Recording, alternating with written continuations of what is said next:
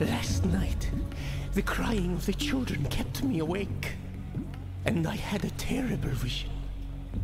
I saw the fall of our city, bleached bones under a harsh sun. Carthage, gone. Why would Baal send such a vision? He is not cruel. He has watched over us. We have had victories aplenty in war. Our merchants sail to all corners of the world. And yet now, I fear I cannot help it. We are the envy of lesser people. They tell terrible lies about us. They do not understand, so they lie. But the Romans, they are the masters of falsehood. War will come. I'm sure of it. So, I will have no more false visions. And I think the children will be quiet tonight. What's going on, everybody? Good morning, good evening, or wherever you are, and whatever time it is. And welcome back to yet another video and a brand new campaign with your man, Immersiaholic. And ladies and gentlemen, welcome to episode 1 of our Carthage campaign for the divided Impera over Montfort Total War Rome 2. I know, finally, we are beginning our Carthage campaign. I said a very long time ago we'd be doing it. There's been a few things that have kind of come up and got in the way of it. But now, finally, with the 1.3 beta being released, we are now ready to jump into a Carthage campaign. So this will be being conducted with the 1.3 beta, but there won't be too many other gameplay mods besides that. However, we do have a lot of graphics mods, which will be linked in the description below. Plus, we also have a couple of custom-made mods just for this campaign playthrough. Speaking of which, I'd love to give a massive shout out to the modders who have made these custom mods for us. The first one is Manco, who is providing us with a custom made soundtrack for this campaign. And of course, Swaraj, my man, who is giving us a very interesting little gameplay mod that we'll talk about later on in the campaign. And thank you to channel members Stefan Parrott, Evernight, and HK for your continued support. But now, let's go into a little bit of an overview of Carthage. We're playing as the Barcid dynasty, obviously. We must play as the Barcids. And so our overall political position isn't looking too amazing. We do have some semblance of reputation in the Senate, but not a lot. The Barcid dynasty does suffer from having poor diplomatic relations with Latin, Iberian, and Greek cultures, but we do get an agricultural income increase, and we get a public order bonus from Punic culture. So we do definitely want to solidify our culture in the region under our control. Unfortunately, our leader, Hannibal, the grandfather of the Hannibal, is not liked whatsoever by the rest of the Carthaginian Senate, so we'll have to try and build up his reputation as time moves on. Moving forward, though, we look at the rest of our campaign, of our holdings in the campaign. We have Euphrancia. We then have this city over here, which is Leptis Magna. Yeah. We then have Thapsos towards Carthage a little bit more. Our core province, Africa, is actually very strong and very nice economically. So we're going to try and focus on agriculture in the region, try to pump out some money by selling our wares. We then have our client states to the west, the Sicily and then the Massilia respectively. Both of which are Numidian, however, they are kind of not necessarily rivals, but they have had some issues in the past, so that might become a little bit unruly as the campaign wears on, and we have to deal with their potential rebellions and bickering and infighting. Moving back up to Carthage, though, we then of course have our holdings in Sicily. We have Panormus and Akragas, where we have one of our armies stationed. These two minor settlements, while they're not all that powerful economically, they do give us a foothold in Sicily, and thus a potential platform to launch us into Italy itself. We have some interesting units, mainly some Gauls and elephants with the general there. This is General Margo of the Maganid House, so he and his family will be assigned all responsibilities of Sicily. We are going to try and keep the families separated in their various historically preferred regions that they prefer to expand and focus in. We then of course have Syracuse to the east, led by a king. They're not currently hostile to us, but they don't like us a lot. So see what happens there. We didn't have Corsica and Sardinia, which gives us the cities of Corrales and Alia. Very nice towns. Potentially can be helpful economically, but it is just 2 cities inside of a province, so we're not going to expect too much money to flow out of there. But again, they kind of can be used as a springboard for us to launch into Italy or into southern France if needed. Moving back to Africa though, we then have the city of Iol, which is just a small little minor settlement with a port and some timber in the province of Numidia. So not really all that important, although it does give us possession of the coastline. To the west in Mauritania, we have 2 settlements out of the 3 in that province. We have the city of Siga, and then we have the major city of Tengiz. Tengiz is going to be potentially a very strong city for us to hold on to in case we get pushed out of Iberia. That's where the Iberians will be coming towards, so we'll definitely want to upgrade it as soon as we can. We then have the settlement of Gadir to the north, but we also have the Gaetulians to the south, who are quite friendly towards us and will establish diplomatic relations pretty early on. They have a border out here with us in the Mauritanian mountains. Not a very strong faction, but we may need to deal with them if they become potentially backstabbing, because we don't need Tengiz to be outflanked from the south by potential enemies. Like I said, we do have the settlement of Gadir. It does provide us with wine in the province of Baetica. Only 3 settlements there though, so we're not going to be in too much of a rush to try and solidify that province. To the north of them, we have the Turdetani, who occupy the major city of Khartouba, a very powerful faction with a nice strong city to hold. Hopefully we can maintain friendly relations for some time until we're ready to be unfriendly with them. But then we have Mastia, aka what will become New Carthage at some point in the province of Hispania. This is where we will have the Barkids leading the army out here, although currently it's ran by Gisgo of the Hananid family faction, but we will be changing that, and the Barkids will be focused very heavily on expansion in Iberia when the Senate of Carthage deems it necessary to begin expanding there. Although we do have many different armies to support and directions to deal with, so we won't be in too much of a rush. Mainly Iberian troops consist of the army composition of this army. We then have our final city of Ibossum, which is basically the Balearic Islands, which will give us access to Balearic slingers if we do want to use them. Very powerful slingers. Whether we'll need them or not, we'll have to wait and see. And that is Carthage right now. We are still a republic, of course, so now it's time to get to work on turning things into an empire. But before we do that, let's look at the actual characters that we have. So we have Hannibal and son Hamilcar. This is the Hannibal that should be the grandfather of the infamous Hannibal. We then have the Hananid dynasty, which is fairly disloyal to us. They don't really like the Barkids and the rest of Carthage too much. The Maganid dynasty is relatively happy, and the landowners party, aka the Senate, isn't overly joyed at us being in power, but it is what it is. We also have the son of Hannibal, who is Hamilcar, and that is the father of the Hannibal. So that's going to be very fun. One of the first things we're going to do, though, is get all of these heads of the political families and parties married. We want them to have families, and we want them to do well, because that will keep them happy and basically keep them from wanting to rebel against us.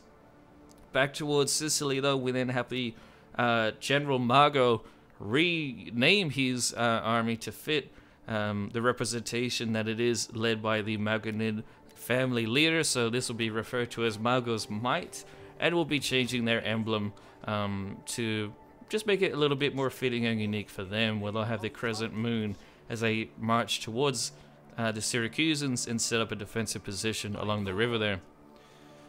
Meanwhile, in Carthage itself, this is where our leader currently is, although we will be sending him out of here, and we'll be replacing him and sending him back into Iberia and take over the Barkid army out there.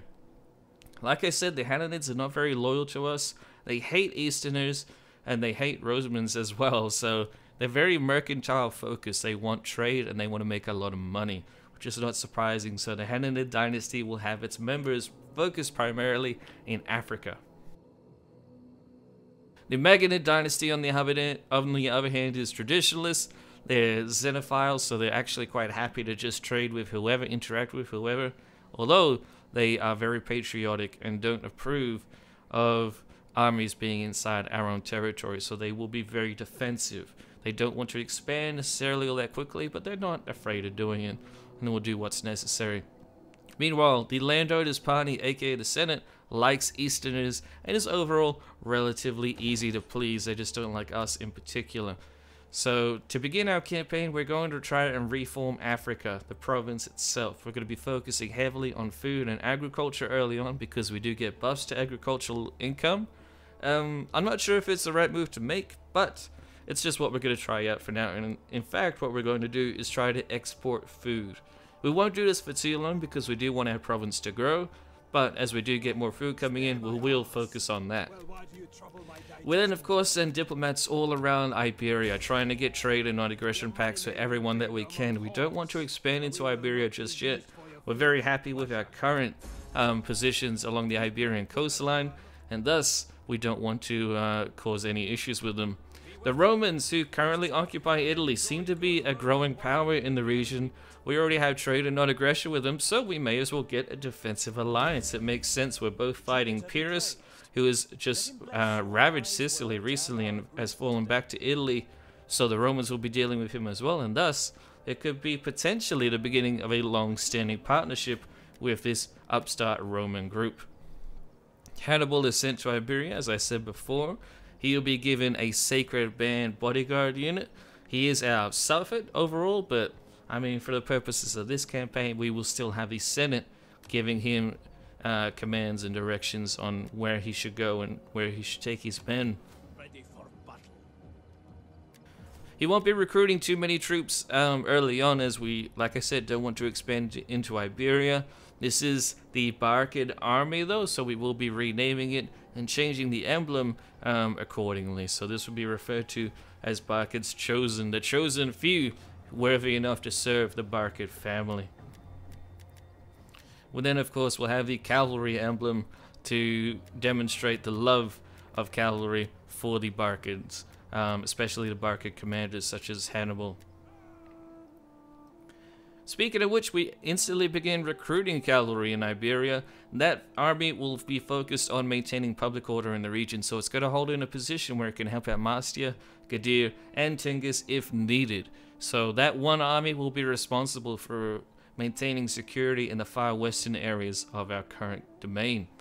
Meanwhile, back in Sicily, we are trying to focus on recruiting men as quickly as possible. The Syracusans don't like us, and we may as well try to solidify the island as quickly as we can. So Mago will be recruiting troops there. However, during the end turn, we get raids and a declaration of war from the Garamids to the south. So the Hananid faction leader, Hamilcar, will be, Gisco, will be leading his troops down towards the Garamantians and will be establishing a defensive position until he can recruit a full-blown army.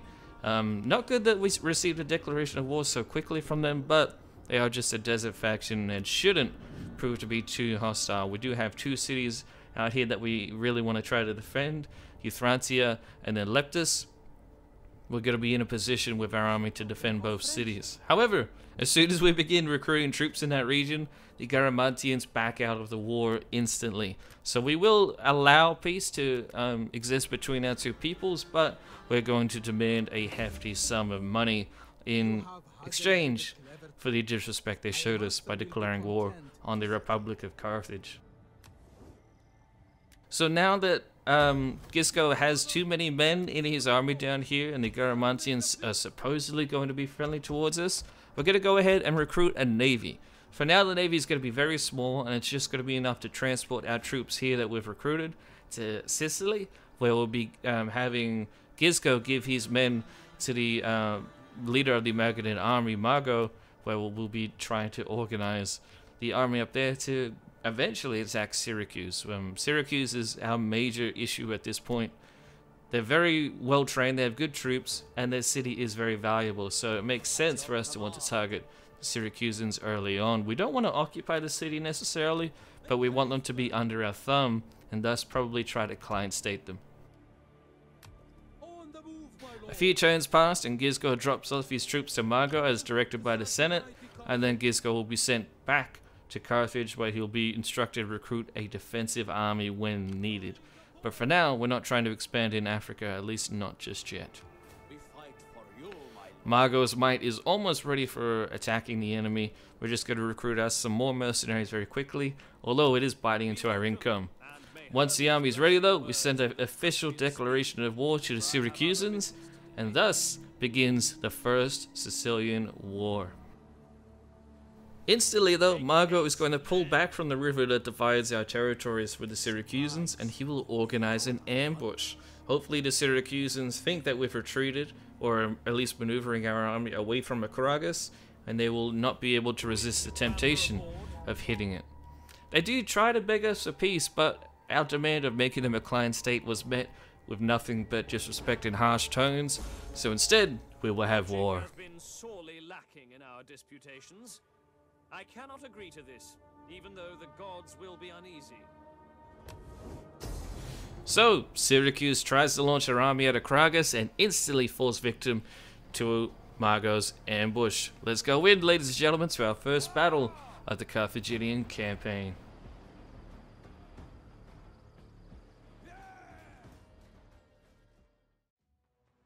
Here we are on the battlefield. We have our Gauls up on the hill with some big, juicy fireballs. Hopefully the fireballs won't hit our own men. They will hit the Syracusans who are marching on the road down below. They haven't suspected a thing, although their troops are very skilled and very well equipped, so they might actually prove to be too much for us. We'll have to see how it is with this advantage that we do have over them. So as we begin moving forward, you guys get to see the massive army that Syracusans are bringing. Massive formation of hoplites, large contingent of cavalry, and then some lighter swordsmen and skirmishers in the far rear. This is definitely an army that is going to be tough to deal with. Hopefully our ambush is enough to give us the advantage in this fight, although they do have better quality troops than us.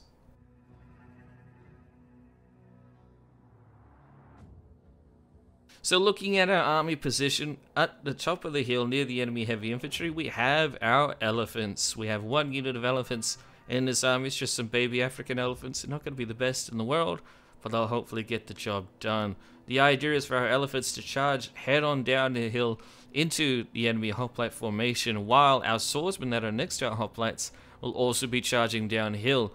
Meanwhile, downhill below the Syracusans, we have our hoplites that will be forming more of like an anvil position against the enemy hoplites. At least that's the idea. The enemy has cavalry in the middle of their formation, so our swordsmen and skirmishers will be trying to coordinate to actually attack them and deal with them quickly. We also have spearmen that will be trying to get involved there as well. But we have a lot of skirmishers, and they'll be targeting the cavalry as they're a lot more vulnerable than the infantry on the ground. Our cavalry will then charge into some of the enemy cav and some of their skirmishers and lighter infantry at the rear of their formation, and thus hopefully pin them in. But let's remove the pause button here. See what happens with this battle. Immediately the Syracusans respond by splitting their armies. Some are charging uphill, others are charging downhill. They gotta get the charge on us before our men even have time to charge. They're very, very well trained to respond so quickly to our ambush here. It's almost like they were expecting it. Our skirmishers do begin opening fire immediately. They will get some kills, but it's going to take them time to do so. So our men need to try and hold the Syracusans in position. But so far, it's actually not looking all that great. We do get the enemy cav here at the rear of their formation and their skirmishers. But the enemy cav is trying to break out in multiple different directions. So we're going to have to try and chase them down and stop them from getting to our skirmishers, which is not easy. And they are definitely trying to go for our slingers and javelin men. The enemy cav charges downhill and actually charges right into our skirmishers, so that's not good for us. We'll end up taking some pretty heavy casualties because of it. Our elephants charge down the hill, get a nice charge into the enemy general. They will eventually grind him down, but because these are only baby African elephants, they're going to take quite a few charges to deal any substantial damage. And the enemy hoplites are just so well trained and armored that they're going to take those charges pretty friggin' well. Meanwhile, Manco himself is getting involved in the fighting, leading our swordsmen against the enemy swordsmen, but unfortunately they just have too many men. And all of their men are excellent. They have men that are slipping through the cracks, such as this other cavalry unit, which is attacking our skirmishers head on directly. Absolutely not what we want to see. and it could potentially compromise the entire ambush plan if they can kill our skirmishers. The elephants are back, charging down the hill into the enemy general's formation again. Get a nice charge now that the enemy has been fighting for quite a while. They will get some kills, however, our Carthaginian hoplites are getting very exhausted and they're getting battered. The Syracusan hoplites are just better and they're in a better position. So our Carthaginian hoplites will be retreating momentarily. In the meantime, though, we have many men who have already fled the field. Some of them are returning, some of them have not started returning yet, although they will. But because of so many of our men routing, the Syracusans are now allowed mobility and ways of getting out. They also have their general, who was hurt very, very badly, although he's come back into the fight and will be trying to rally his men to continue to support. Our elephants are dealing severe damage against them. We do have cavalry that are still alive, but the Syracusans have a massive blob of infantry. So to try and counter them, we're going to be dealing side charges with our elephants combined with our cavalry. While it's not ideal to be charging into enemy spearmen, they are going to get very nice kills and deal some pretty severe morale damage at the same time. So that's very nice for us.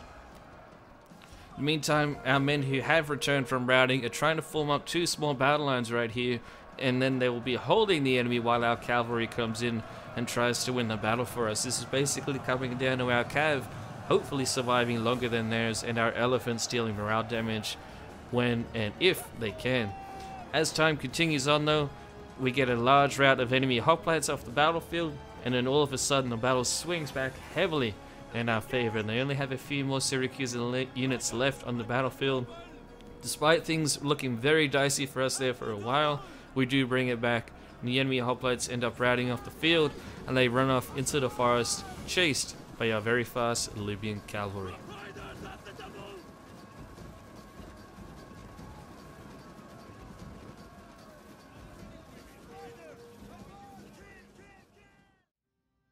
And here we are with these stats. We have a Pyrrhic victory. We lost quite a few men, despite us really outsmarting the enemy. Their troops are just plain old better than us across the entire board, so we're going to be very careful of that. We lose just 3 units in total that get utterly wiped out, but the rest of our men pretty much suffer heavy casualties across the board, so we don't have enough men to march on Syracuse, and we're going to have to try to focus on reorganizing.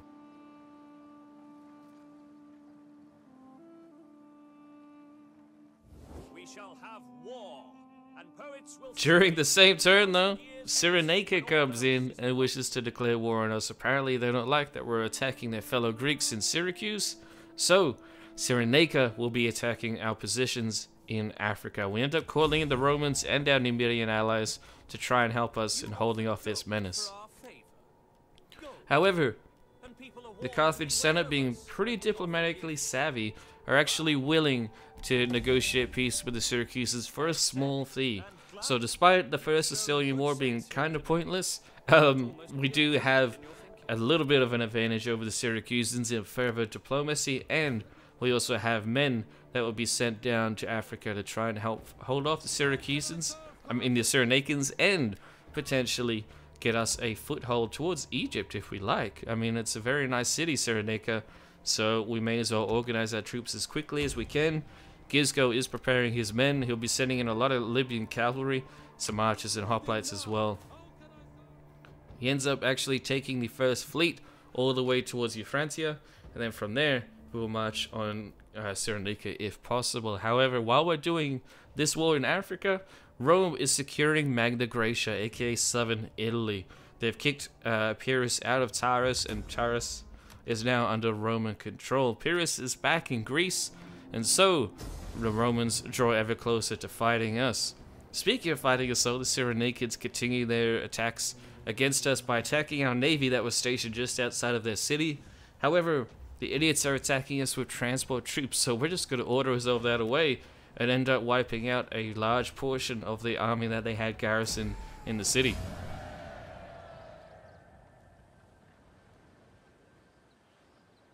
We get a close victory with most of the transports wiped out, and we then get to chase them down for quite a while. This also results in us dealing damage to the enemy naval units that were stationed inside of the city garrison. And while we do take some casualties, this is a very minor fleet of ours, and the fact that we've wiped out so many of the enemy from this battle is definitely favorable to us, and it leaves Cyrenaica open for blockading and hopefully a siege in the near future. Tensions are mounting in Sicily though. The Syracusans are still not very happy that we technically won the war against them, and the Romans are encroaching on their territory. They haven't declared war just yet, but it seems as though both powers are trying to conspire against Carthage intervention on the island. We'll see what happens in the near future. However, Gisco continues leading the Hanonid forces towards Cyrenaica and finally sieges the city. He will be creating lots of siege works before he can even begin assaulting it though. And then while he's doing that, we actually get a backstab once again. The Syracusans are back. They are absolutely furious that we won the First Sicilian War, barely. And so instead, they are coming in to declare war on our positions in Sicily. Immediately, they begin attacking with two large armies towards the forces of Manco. Manco has disbanded a lot of his men. He's not prepared for this defense, but we are defending at the river, so we have to win this battle if we want to maintain our position in Sicily.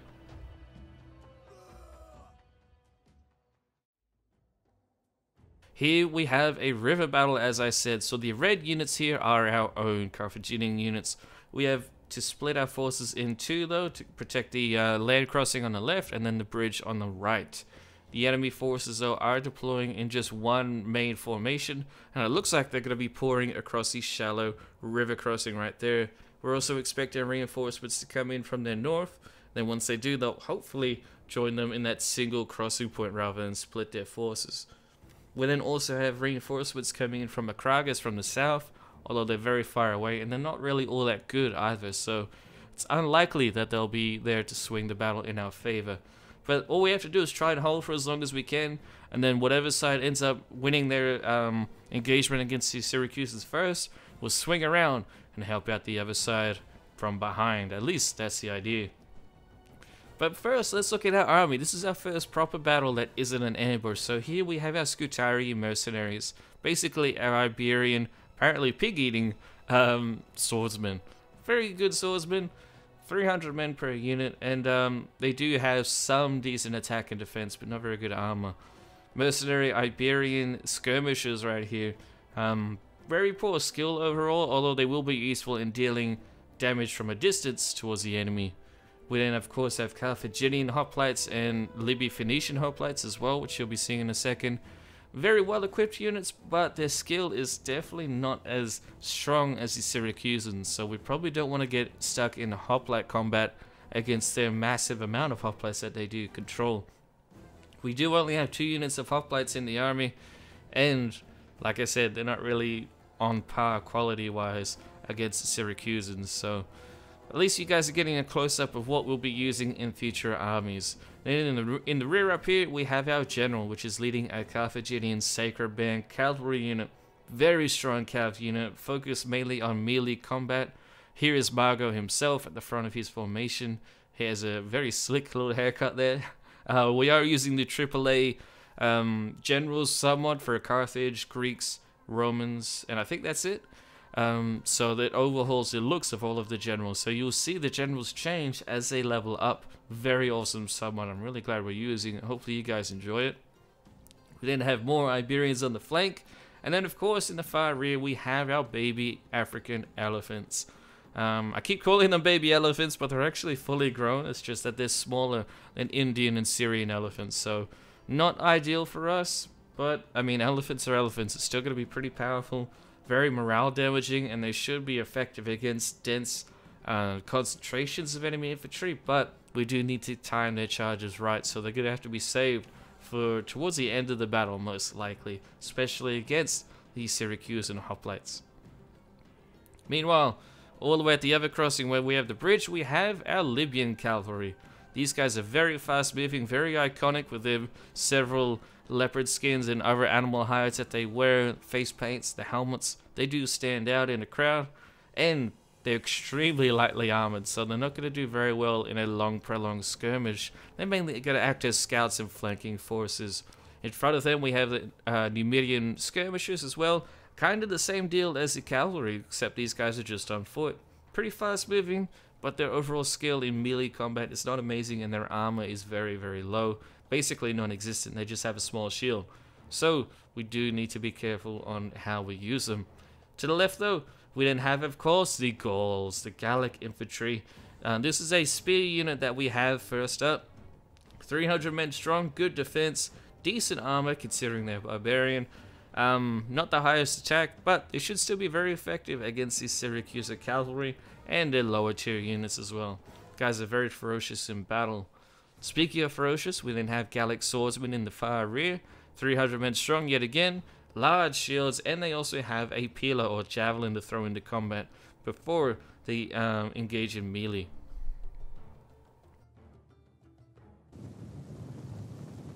The battle begins with the Syracusans charging across the river crossing here with their cavalry.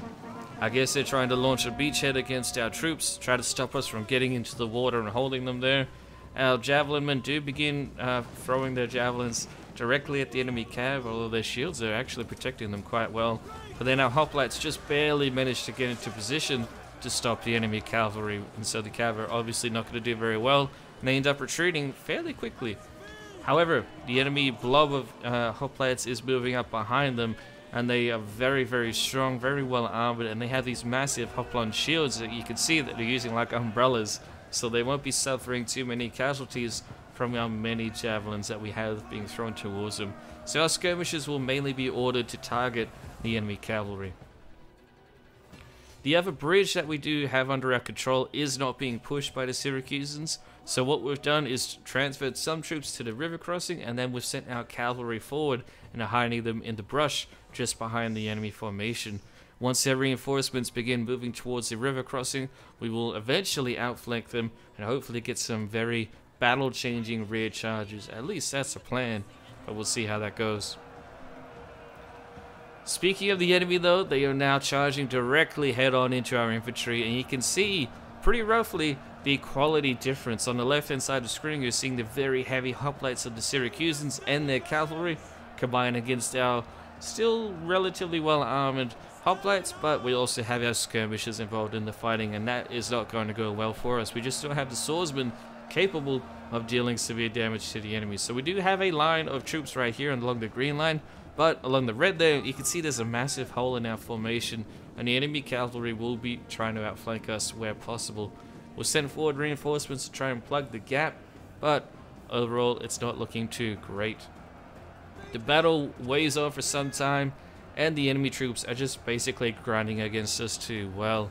Even though they aren't using their cavalry in the best way possible, they are attacking our skirmishers with them, and our skirmishers in melee combat are pretty useless, so their hoplites will just continue grinding through and grinding away out hoplites which are almost at the point of breaking.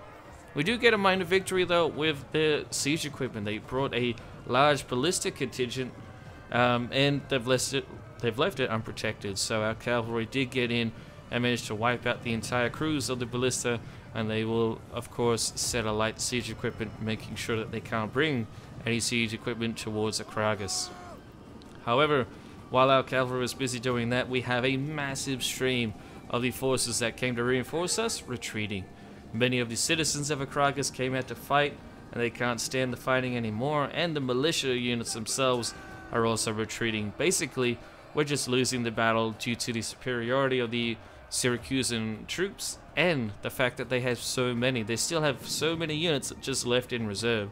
Despite our cavalry that will be coming in shortly to attack the rear, it's just not looking very good for us. We try to send in our elephants, especially against their cav. That's now beginning to outflank us, but at this point it's a little bit too little too late. Manco himself had fallen off his horse and was killed, and the rest of the army is on the brink of routing, and with that, ladies and gentlemen, we actually lose the Battle of Akragas. Sicily is on the brink of falling.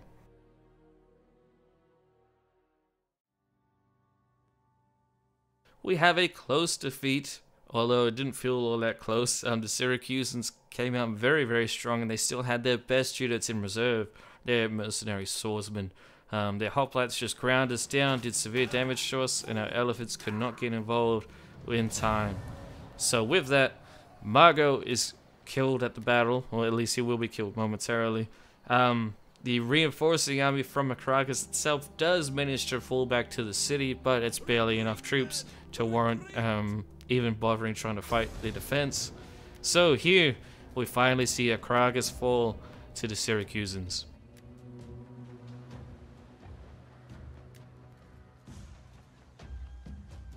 We go ahead and order resolve, and Akragas is lost alongside the head of the Magonid family. The Magonins will not be happy about this and lack of support given to them by the Senate. Syracuse liberates the city of Akragas, installing a new puppet government, and that government immediately sends forces to attack the city of Panormus. And while I did fight the battle manually, we were never going to do well in it. Unfortunately, we did lose the battle, so I won't bother showing you guys that one.